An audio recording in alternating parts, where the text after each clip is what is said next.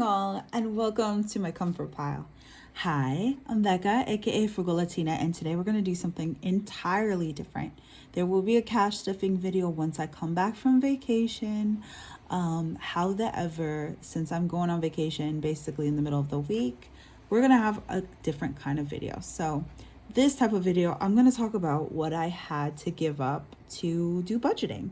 I think that there are little baby sacrifices that you have to make in order to be consistent at this, and I really want to talk about it. Some of them are physical, some of them are a little woo, and I journal everything.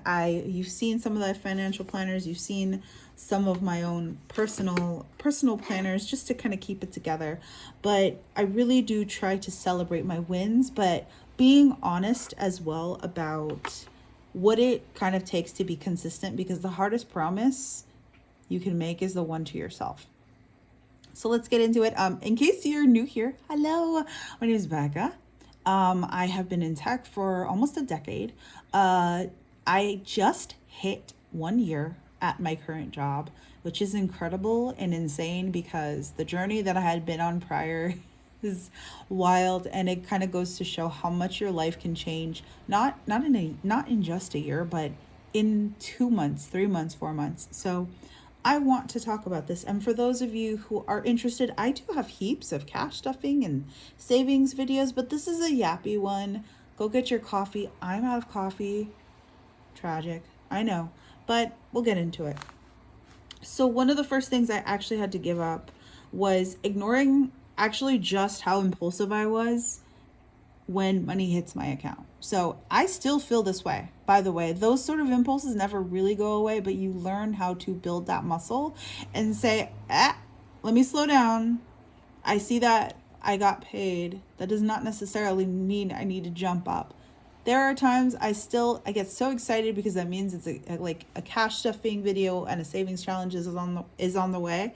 But the impulse when the money is there is still there. And have definitely been expenses this week where I'm like, I don't think I needed that, or I did not budget for that. And being honest with yourself and giving grace can go hand in hand, especially when times are really, really stressful. I don't think enough people factor in the different cycles in life and the different peaks and valleys. This is such a what do you call it, like terminal, like hospital term, but it's true. There are life things that happen and you cannot budget for that, right? You can't budget for that, but you can at least plan. Moving on to the next one, that I couldn't afford better quality XYZ. What I mean by that, and I've talked with friends at length about this, is convincing yourself that because you were raised maybe at the poverty level, or you dealt with food insecurity, that you always have to get the cheapest thing, or you're never allowed to get name brand prices. Now, I know that like the knockoff Lucky Charms, they're not going to taste the same as the Lucky Charm, but you make do with it, and that's okay. I'm speaking for myself personally. And if you are in a position right now where you're just trying to survive and you're just trying to make a meal, this doesn't apply to you. It doesn't. Take this with a grain of salt. What I'm saying is that I am still deserving of the items that bring me joy and that help me remain consistent on my budget and just in general. But also, I don't regret my Tiffany necklace that I got for my birthday. I don't regret the items that I saved for. I don't regret the items that I planned for. And there are times, I'm going to get the more expensive cream cheese. But mind you, that I know is going to last me. And I think that when it comes to what your idea of quality is, if that fits the bill, then so be it. And it doesn't, just because I'm on a budget doesn't necessarily mean that I always opt for the cheaper option. It doesn't have to be that way, but it's okay if you do. 3 is a really major one, and it's letting other people dictate my finances. When I was unemployed, I had gentle peer pressure to go on vacation. It was a small vacation. It was very close by, but in hindsight, I had no business going on that vacation. And I'm proud of myself because I busted my butt. I did a whole bunch of freelance work, but it was one of those times that I didn't say no. And I think that when you're a parent, this is a very, very different situation. This is friends. But there are a lot of people who are going to project stuff on you. And whether you're losing weight or you're just leveling up your life or whatever that looks like, there are going to be people, even people closest to you, that do not understand why you do what you do. And you don't need to explain it. You really don't. But you also just, you obviously don't shame them, but you also don't let them kind of run your bank, right? You don't let them run your wallet. And I'll admit, this one took some practice. This one took more than one no. Number 4, that kind of got heavy, and I'm sorry. It's just, it's been a month. Worrying about how you would feel. Worrying about how you, the audience, would feel about how I spend money. Isn't that crazy? There are a lot of people, a lot of mouths on YouTube that, get kind of judgy when people spend money the way that they do, especially folks who are just trying to get by, or they're on some type of like housing assistance, which is very dumb. I am very lucky because I'm a small creator. I just hit 82 subscribers the other day. But I think I do worry about the fact that I can't, I'm trying to figure out how to put this. I was low income for a very long time, and I worked and scrapped to get to a position where I'm not claiming I'm low income, and that's okay. That is okay, because I know what it is to be straight up poor. I know what it is to have $200 and for the rest of the month, like for the next 3 weeks, that's all I got. And back then, hoodalali, I didn't have a budget, okay? But that said, is that Taylor Budgets said it best. I love that woman, but personal finance truly is personal. And what I appreciate about this community is just how gracious people are, especially if you are somewhere in the middle. Okay, moving on. 5, shopping because I was bored. I did that a whole lot.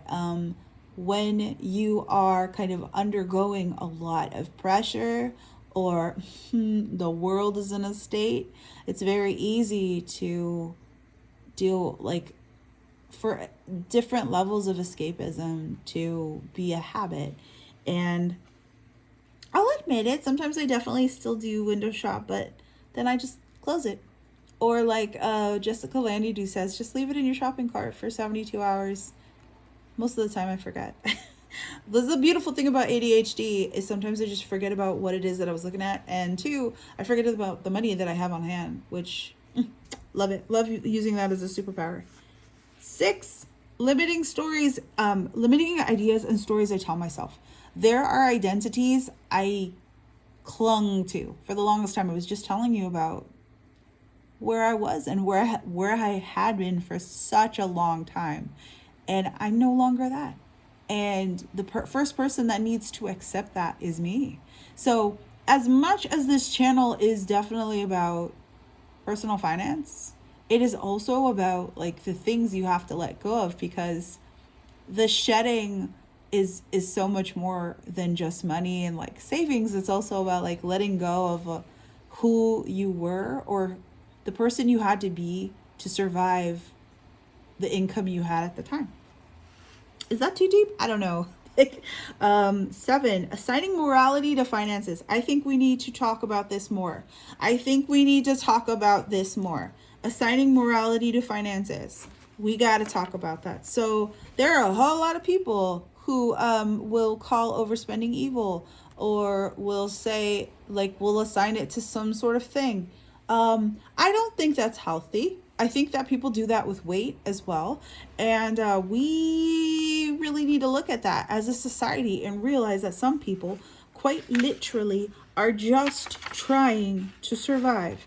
So when you realize that overspending doesn't make you a bad person, but you have to fix it. It's kind of like Your mental health. Your mental health is not your fault, but it is your responsibility, right?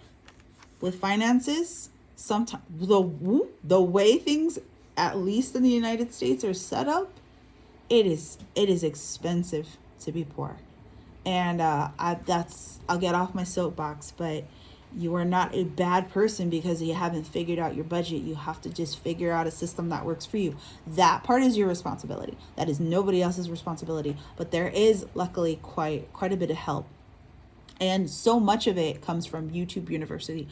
My budgeting was not only like a mix of like self-discipline, but just listening to women who found a system that works for them, because I've known about Dave Ramsey and what's his face? Just I've known like Susan Collins. Not Susan Collins, the other lady, Susan who's a was it? Okay.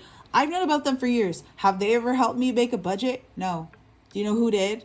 All the women, all the Black women here on YouTube are the reason that I know and have come up with a system that works. Straight up. Baddies and Budgets, Taylor Budgets, Shay's Budgets, Odette's, Beijing Girl Budgets. I talk about her constantly. Those women are the reason that I kind of figured something out. So take that with a grain of salt. Okay. 8 is another one, especially as a neurodivergent woman, making my budget look like everybody else's. You don't spend like I do, and I don't spend like you do. And I don't be going to Costco like that, but some of you do.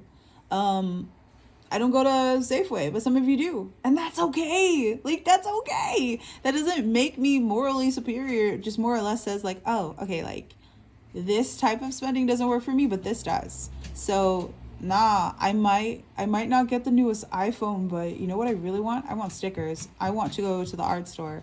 I want my cat to not be in the litter box right now. But it is what it is. Okay.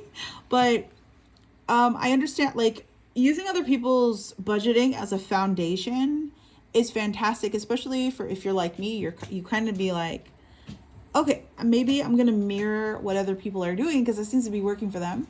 And you take it and you tweak it, right? You take it and you tweak it. You take it and you tweak it. Okay. 9 is budgeting for items, budgets for items I never stuffed.